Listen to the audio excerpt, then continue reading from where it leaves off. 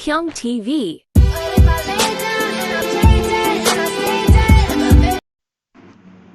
So ngayong gabi mga brad, no, pupunta tayo na Holos. Excited na tayo after 15 years, makakauwi na tayo na Holo.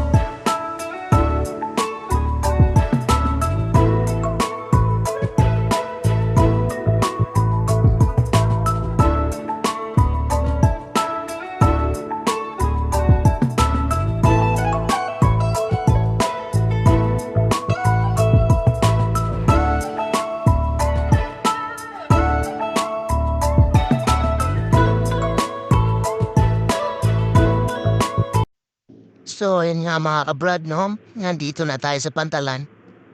Hindi kasi pwede pumasok doon sa loob. Kailangan bababa tayo dyan. Mag-i-extray ng mga gamit. Tapos maglalakad na lang tayo papuntang barko. Bawal na kasi pumasok mga sasakyan sa loob. For security reason, kailangan mag-extray ng mga gamit na dadalhin.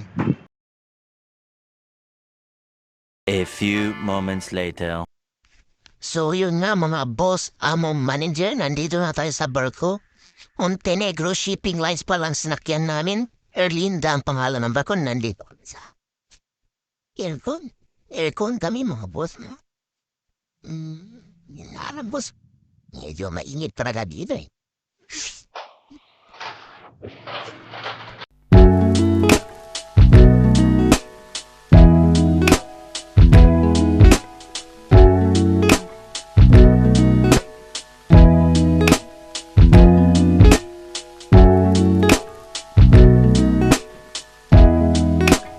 2,000 years later. So yun nga mga boss, manager. Mga ilang minuto na lang, tadaw na tayo sa pantalan ng Huluslu. Tingnan nyo naman mga boss, manager. Maagang-maaga pa tayo dumating, mga malapit na 6. Ganda ng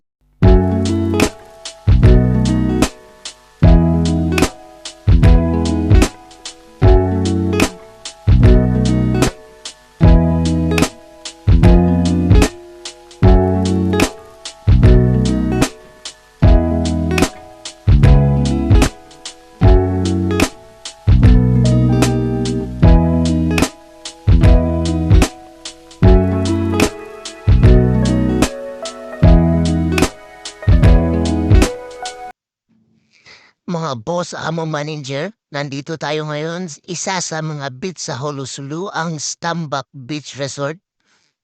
Tingnan nyo naman guys, no? Napakaganda talaga ng mga tanawin dito. Sobrang ganda ng dagat. Puting-puti ang mga buhangin, kitang-kita ang ilalim.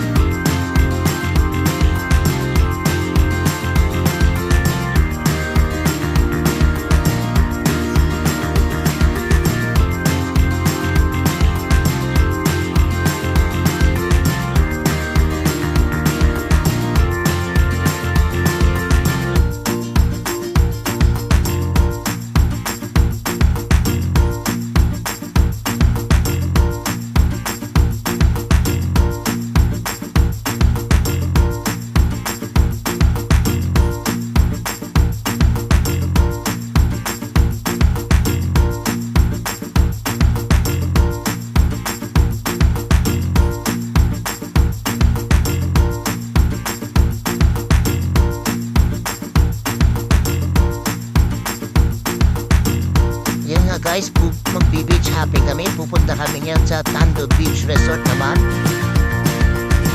Tingnan natin kung gaano kaganda doon sa lugar na yun. Pero feeling ko maganda din talaga doon eh. Napakaganda ng dagat dito eh. Malapit na tayo sa Tando Beach Resort. So ayun nga guys, no, nandito na tayo sa Tando Beach Resort. Tumatakbo-takbo na si Steve. Parang gusto pa niyang ulit ng dagat. Tingnan niya naman kasi napaka-white sun naman talaga dito eh.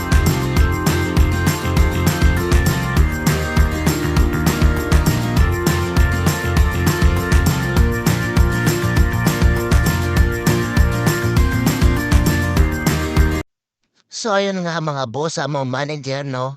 Gabi ulit tayo, pupunta naman tayo sa Mang Sali Beach Resort. So ayun nga, nandito na sa Mang Sali Beach Resort. Napakaganda din talaga dito sa lugar na to eh. Napaka-white sun. Kala nyo nasa Boracay kayo pero wala. Nasa Sulu kayo mga boss, mga manager.